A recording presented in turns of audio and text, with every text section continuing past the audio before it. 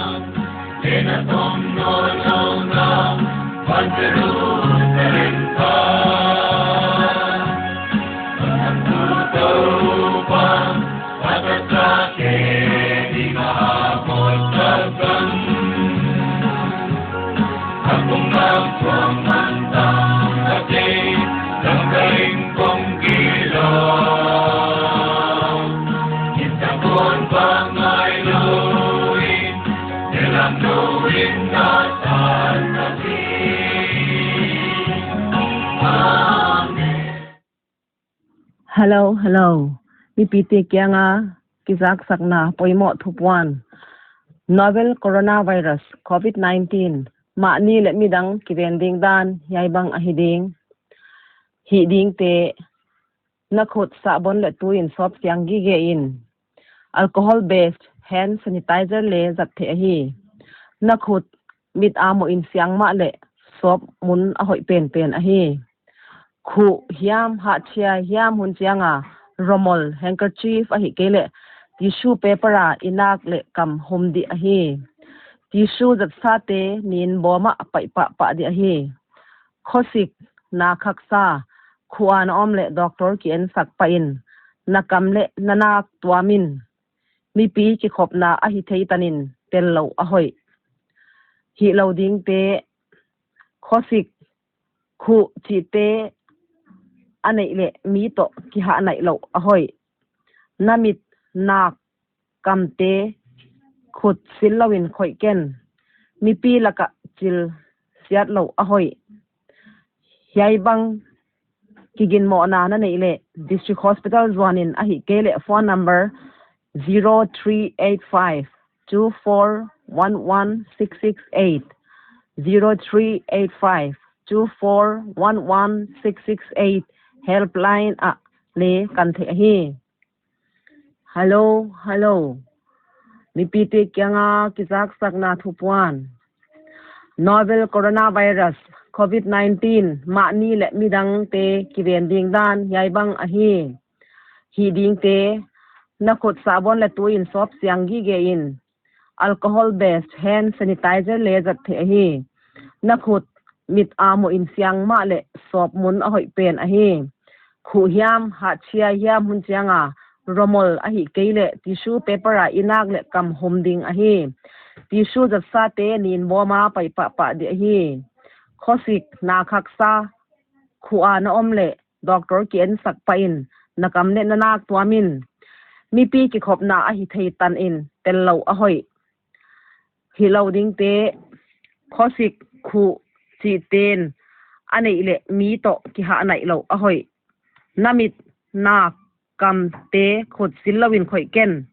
mi pi laka chil siat lo ding a hi yai bang kigin mo na na nei le district hospital zwanin a hi keile phone number 0385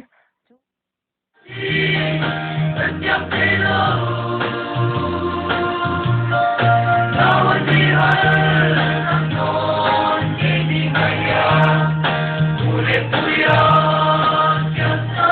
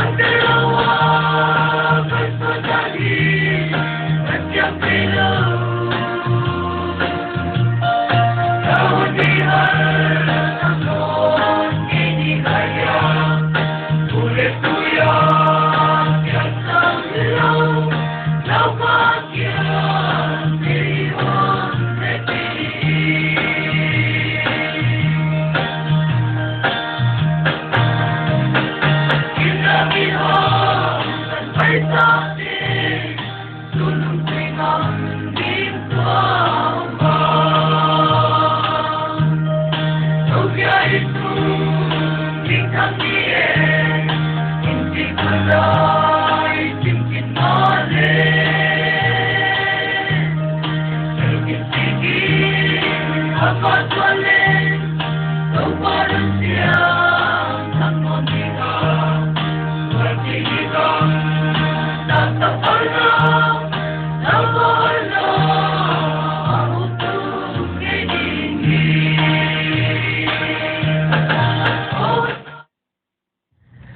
India Radio je Chanpur COVID-19 to kisai to puan tamlo puang ding. Mi pite omdan dinga.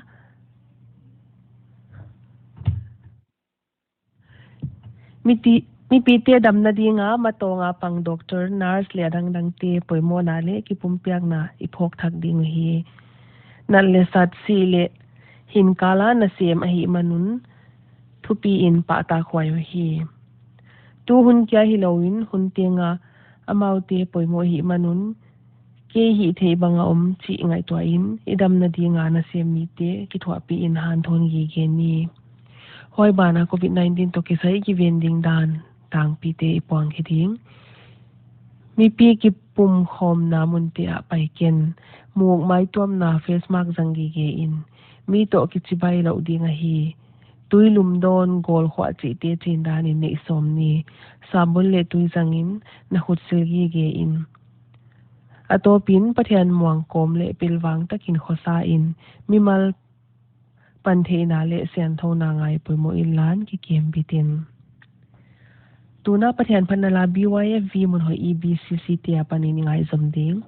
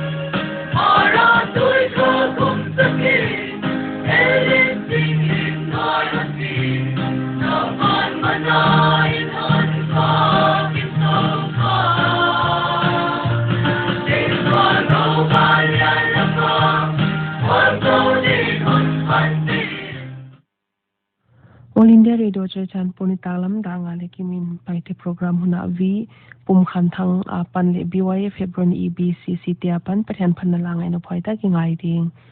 Tuna Dagu Lemini Som Legin Tokitonin to Zinkara Dinga Hun Sebi Tamanin Paite Program Lai Hitute Ting Ting Nevekun Om Noam.